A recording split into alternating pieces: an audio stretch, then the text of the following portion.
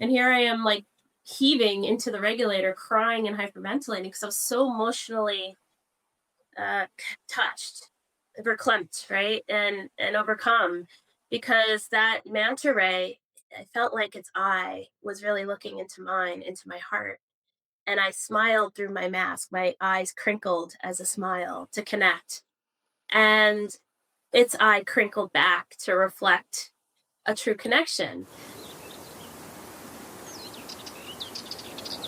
Sara Roccisano, one of my oldest and dearest friends. We spent a lot of time in real life together. Actually, we met in a totally organic, non-digital way across conference table, but we won't get there yet. Okay. I want to ask you what you remember about the last time we did a podcast together. I was in real life where you are now in Belize, physically on your property when you first, I think, first came to Belize, right? It was 2016 or 2015 is when you may have left the city for good and came to Belize. But I came to visit you more or less a year later. And I brought my then podcast equipment. I mean, we're talking now almost 10 years ago now. It's 2026, but I think I came to see you in the summer of 2016. And, nobody was really podcasting. It wasn't really a thing as it is now. And so I showed up, I think, with a handheld recorder and was podcasting for my Embolden Adventures travel blog. And I wanted to showcase to the world, the bold move you've made, which is so to this day still inspiring. How, you left the concrete jungle of New York City and now here you are in a real jungle. I had to see it for myself in real life. And here we were recording a podcast, in your main cabin that was still in construction, I believe. Still something you were building at the time. I listened to that whole podcast yesterday, I got a real laugh out of that. But I also was struck by how many of the concepts we talked about that are the same for both of us. For you, for Emboldened, and for me with my journey here in Belize. Not much of it I would recant. And we're like, what are we doing? This is so bold in so many ways. Like, how do we just get up and leave the matrix? How do we just say no to corporate America and Wall Street private equity and, all the stuff we've done to get to where we think we're supposed to be, what society tells us. And then you kind of were the first one to say, I'm out of here. I'm changing up my life big time. And then I soon followed. The best part that I was struck by was not by either of us speaking, because, as I said, the journey has been very consistent for us. But one of the locals commenting that the reason why the creek is so special is because of the electricity in the water that flows through your body, the natural energy, kinesthetic energy of the water electrifies your body in ways that are very unique and special. And I sat up for that one, even after so many years. I haven't thought about it in that way in so many years. That gave me goosebumps. And that's the creek literally behind you right now that you're sitting Right. Can you in hear front that? of.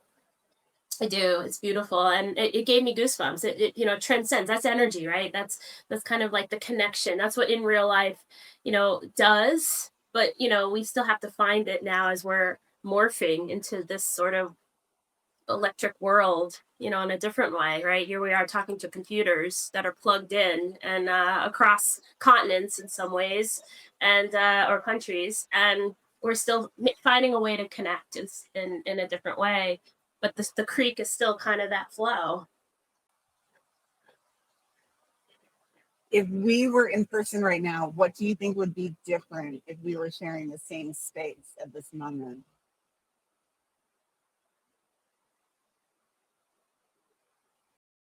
I think we have a 10-year head start to see how things have evolved, right? We had a lot of aspirations back then, a lot of like, it's going to happen. I see visions. I want to really sort of change things up, with your efforts with the farm and my efforts. And at the time travel blogging, which I'm morphing now and kind of up branding Embolden Adventures to so much more. And I think what we would do if we were in real life, next to each other, sitting down or whatever, hanging out with bare feet on the soil, I think we would be proud of ourselves. I think we'd be like, that was a very interesting time, 2016. A lot was beginning to change in the world. And yet we kind of knew it and we were kind of like trailblazers in a lot of ways. But I look back, I'm about to launch my first book and that's coming out. And I just finished the final review. I know, I'm so excited. The final review of the manuscript, 112,000 words. And you're in the book. And the moment of me coming to Belize in 2016 is an important part of the story, the bigger picture. And it was almost fated. I had to come see you, and then we had a lot of I guess psychic hits that we were very much aligned in higher realms, and it allowed for this kind of magnificent unfolding and an opening for me, because I worked with ayahuasca. This is primarily what the book's about, that experience I had in 2020. But what we did in 2016, the kind of in-person sort of discussions we were having, the the connection we were making energetically somehow transcended into the ethers, and we were kind of connecting kind of more telepathically. And then those sort of touch points, it weaved its way into the story in 2020 with ayahuasca, and then beyond when I went to Tiwanaku and Pumapuku in Bolivia.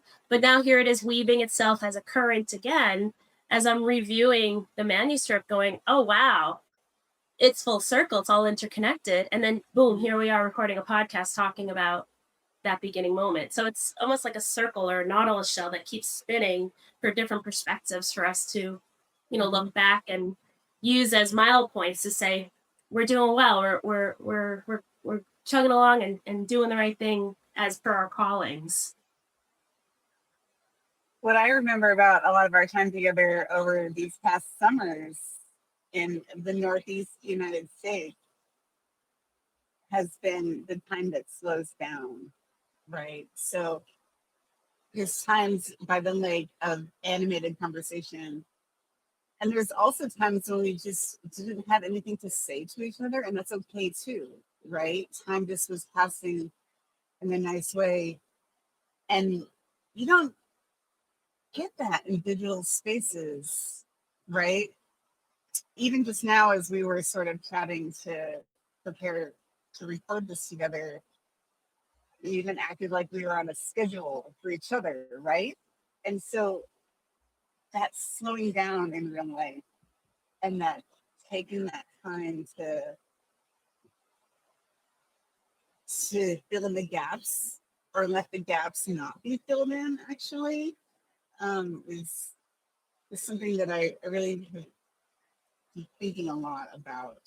Because you do embody this. What's happening kind of globally these days is a fight for our consciousness, right? It's a fight for our energy. And are we going to give it to AI? Are we going to give it to the computer? Are we going to give it more and more to things that are not real life, right? Or are we going to give it to nature? Are we going to connect with the heart? Are we going to allow for our six senses, our feeling, to really kind of lead and kind of be in charge and help, kind of be our guiding light? You now find it for yourself from within, because that's ultimately what we're here to do, is to learn and grow and transcend and use our own God-given gifts. And that helps when we connect with nature. That silence in between. I remember when you're talking about the lake and we're in New Hampshire, and I turned to you and I said, you're really well connected with the land. Do you remember that? Yeah, like you and your brother were going on about like this particular plant that was growing on the ground. And he was so excited because he's like, oh, we can make tea out of that. And I'm like, I didn't even think about that. You can? Like, what? and that's what your thought process was. And you both were aligned in a silent way. It was like a knowing that was kind of transcendent beyond our five senses. It was like you both kind of hit the ether, just like you and I did during this, story I just kind of quickly talked about in my book, where we were telepathically connecting in a higher realm, and yet we knew what was going on, and that here your brother and you were in the silent moments, and I witnessed it, and I was like, wow, that's not what I was thinking about. I probably was thinking about what's on my phone or who texted me today. Back to that split of, who's really vying for your consciousness ultimately. I like to differentiate between just spending time together IRL and then spending time together IRL in nature. Because to me, there is a difference, right? Setting matters. And just times in nature just unlocks so much magic, so much synchronicity, so many moments that are simple on the surface but actually have so many layers to them, and then create these type of experiential memories that just stay with you in different ways. I remember the first time that I made eye contact with a butterfly. I will go on a tangent about how I made eye contact with a crocodile in the river about a week ago. That river, or when you went kayaking in the river. Different river. I I didn't make eye contact with the crocodile I saw in this river recently, but I don't want to scare anybody. I was talking about crocodiles. But I know what you mean. I had a similar experience as a scuba diver. Yeah, I forgot what year it was. It might have been 2010 when I first really started getting to diving and traveling the world. And I made eye contact with a manta ray underwater. And it was so profound. It was so profound that I started crying, hyperventilating, really, which is dangerous because you're under 60 feet of water and your air source is your regulator. And here I am, like, heaving into the regulator, crying and hyperventilating because I was so emotionally uh, touched, verklempt, right? And overcome, because that manta ray, I felt like its eye was really looking into mine, into my heart, and I smiled through my mask. My eyes crinkled as a smile to connect. And its eye crinkled back to reflect a true connection. And at that point, I was like, I just witnessed God. I witnessed divinity right here. I got goosebumps just now. And Me again, too. transcending Me too. transcending energy. Here you go. You're transcending energy. But you realize there's such wisdom and intelligence beyond this artificial world that is now kind of coming online more and more. And that's why I eschew, because I'm like, I don't want to be living my life in this robotic, land of make believe, in the sense of it's just not real. It's not authentic. It's not real life. So I will welcome those moments more and more. I'd love to look into the eye of a butterfly. Tell me how that looks. I don't want to bring down the vibe, but briefly tell us, where is the first place that we met? Because I remember a conference room in Midtown Manhattan. So just briefly I, paint the picture. I feel like that's the right answer. I don't know 100% with certainty, but you and I were working in the renewable energy field. We were both, you know, Ivy League graduates trying to make it big in the big city of New York.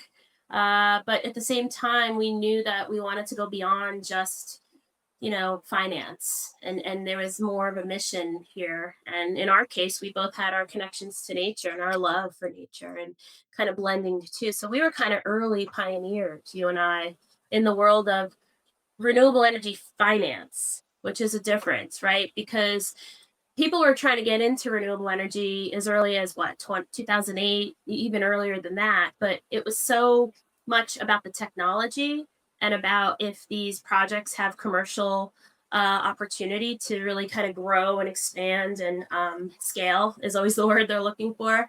But there was never really a way to finance this stuff, and the financial markets just had no idea how to even touch this. But a 10-foot pole, right? Moody's didn't know how to put any sort of debt rating onto solar, farms, and solar portfolios and the like, and wind, and you name it. So we kind of saw this. You and I think. I want to say even we're talking like 2011, 12 at this point, because I shifted into the renewable energy space in 2011 after about 7 years as a financial institutions investment banker, and I really wanted to be in renewable energy for as long as I can remember. 1998 as a freshman in college, but I finally got my big break in 2011, 12. So I think either I was working as a banker in the renewable energy team, or I think it might have been a lot of different kind of touch points, either through like our energy groups in New York, or opportunities for investments that you would then kind of pitch as a private equity investor. There was a lot of those sort of like, oh, who are you? I've seen you again. Our love of like kind of breaking off that kind of matrix sort of shell, if you will, and our hearts knowing that there's something more than this. I think really where was the kind of next kind of evolution of our friendship. It wasn't just because we both lived on 57th Street. Yeah, you were on one end of 57th Street on 11th Avenue, and I was on the other end on First Avenue, and I would walk back and forth. It was about what 2 miles or so. Yeah, it's quite a walk, to go from one end of the river to the other. Speaking of rivers. Um, can I ask you to put your finance hat back on for a minute? Just a minute.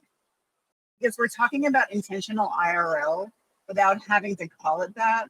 Because all of the time, or let's just say 95% of the time that you and I have spent together has been very intentional. And I know that you are very disciplined about being intentional with the way that you spend your time. And so putting your finance hat back on, and the ROI of in real life experiences being measured, and we're specifically talking about those intentional experiences and not return to office mandates, for example. So let me see if I can rephrase the question. Can the return on investment, the ROI, be measured for in real life experiences, IRL? Is that the question? Yes. I think I'm going to have to answer this question. I'm going to think about it from mileposts, as we talked about earlier, right? Like, what was life 10 years ago? Where's life now? How do we look back and kind of gauge, how far we've come along, and if we've managed to meet and exceed our aspirations, right? Because we were very aspirational in your cabin 10 years ago. We knew that the world was changing, and we were getting a head start in a lot of ways. And now here you and I are both looking back going, wow, look how far we come along. It's amazing. And go us for being so bold. So I think a return on investment, if you want to define investment, right? In my case, I'm investing in myself. And the reward, as we learn from manifestation techniques, I feel excited. I feel worthy. I know I'm living my best life. I'm radiating happiness. Put myself out there, I invest in myself. The reward comes back in an energetic flow. And I'm connecting to nature, and I get to walk around barefoot and walk my dog. So who's winning? Me. Being embodied, being in person, being present. What you feel is real. If I feel called to put my focus into writing, that I think is the in IRL ROI.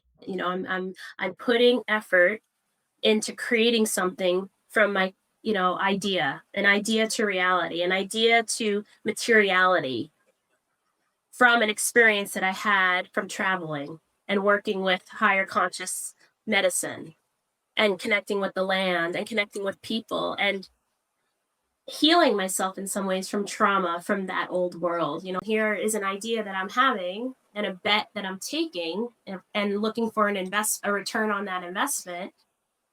And then poof, from an idea becomes a material reality that is a book that can be found on, bookstore shelves everywhere, in a library, on Amazon. You click and it prints on demand, that gets sent to your house, and boom, now you have a copy in real life of my story that then inspires you, potentially. Hope it does.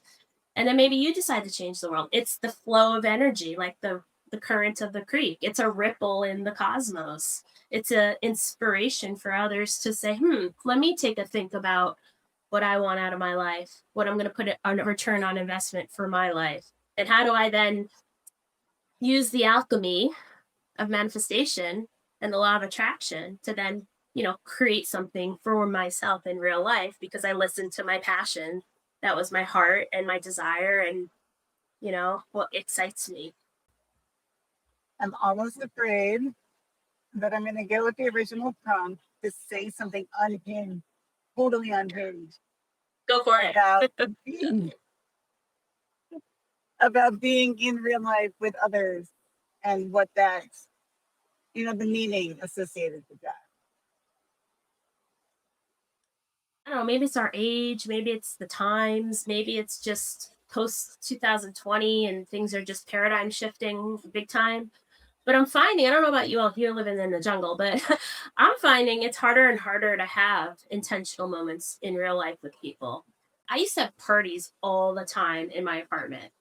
All the time. I'd have a party. Mhm. I'd be like, okay, just, everyone bring a bottle, whatever, and here are all the glasses, and, just come and go, and here's the music, and we're celebrating something. Like, my big party was like the post holiday party. And then, like, the second week of January, that Saturday was always like, people are home now. So I'd have a post holiday party. And then, like, everyone would come. And that was what, 15 years ago? And I read That would something be this somewhere. weekend. That would be this weekend. You would be having Oh a yeah. party. I would have a post holiday party right now, and it was so much fun. And like people would bring friends, friends of friends, like who knew who. Like half sometimes I didn't know a lot of these people in my own home. I'm like, okay, hey, whatever, just keep having fun, you know. And so I read somewhere recently that nobody has house parties anymore. No one has that, hey, so and so is just, throwing something, friend of a friend. Like, and so I'm like, damn, it's not just me then. Like, I'm not just sitting home, just, changing my life and being more, I wouldn't call it antisocial, but more singular in a lot of ways because we've now become so used to the camera on our computer or on our phone as kind of the companion. There's always going to be a pendulum shift to whatever's going on energetically and, more culturally. So I think now where we're at is such disconnection and such decentralization. Even though we're connected across the world, there's still disconnect in real life. So I think the pendulum swing's going to go, just as the hipster movement went, toward real experiences again, which is what we were doing in 2016. I was like, I'm getting on a plane and I'm going to hang out with you barefoot in a jungle. How cool is this? By the way, here's a makeshift podcast recorder and let's figure this out. And then that transcends time. So I think that's what the shift is going to look like in real life. And I think people are going to crave the kind of human connection again, the more sixth sense, the more feeling, the more need for a connection. You're doing and what I'm doing in terms of like getting people out there to see the world, connecting with nature, inspiring people to go beyond what they know, bringing back a party, in some way, shape, or form. Just a space of communal meeting again and be like, yo, what's up? Hi, have, people aren't drinking anymore. So, hey, smoke this or whatever you want to do. Like, let's just enjoy the vibe, enjoy the fact that we get to interact and socialize. Nature is the new nightclub. Ooh, I could see that. Especially when it's dark and all you hear are like the bugs and you can see like flashes of light and rhythms to like the sounds. All day the past few days or so I've been so focused on this manuscript final review, 112,000 words. And I have a dog now, puppy, and she's 6 months old, German Shepherd, and she is so insistent on having me come outside. And she's so cute because she'll take a big rock and drop it at the front door and just stand there and wait for me and throw the rock. And so I remember going, finally relenting, going, I'm so busy. I can't focus, but okay, I'm going to play rock with you on the front lawn for a little bit. Now I got to go back to staring at a computer, which dogs don't understand that. She just wants to play and connect and have fun and be happy. And oh my God, you're playing rock with me. You're tug of war with the stick. This is amazing. And so I took my socks off because it's wet. It's melting all the snow here. And I could feel the wetness and the coldness and just that like zing on my feet. And my whole body just went, whoa. And then I saw the trees and I connected with the land and I could see like I could smell the freshness of like, this we're almost approaching spring now, so it's almost like that freshness of like the new spring, the moistness of like the cold, but then the warmth and like the birds in the sky and the sun. And I was just like, whoa, this is real life. Nature, the dog playing rock, playing with a stupid stick, instead of me completely for hours and hours, like hunched over staring at words that are printed on a screen, like it totally got me out of like that sort of fake, you know, this world here, right? The artificial world. But it was beautiful. And my whole body knew it. I was like, whoa, amazing. And I'm still talking about it now as opposed to the hours I spent saying, wow, I read a word. Wow, I read another word. Oh no, I made an edit. Like that stuff I don't remember. But in my body's remembering that. Whoa, I'm alive. It feels good, this elements, cold, the warmth, the juxtaposition of the two, the smells, the happiness of the dog, the wagging of the tail. That's a party. I feel like the only appropriate way to end this podcast is for both of us to get up and leave camera and go back to real life. But Okay? can I promote Embolden Adventures first? Embolden Adventures is my travel company that I'm now changing and kind of morphing and expanding into an encouragement platform that inspires personal, professional, and spiritual transformation and development. And so my first book that's coming out is Stone Temple Passport, Awake and Radiate with Mama Ayahuasca. I'm a motivational speaker and I'm building a Be Emboldened transformation program. Get up, go touch some grass. I'll do the same. Love Bye. Thank you for you. having me. Love you too. Bye. Bye.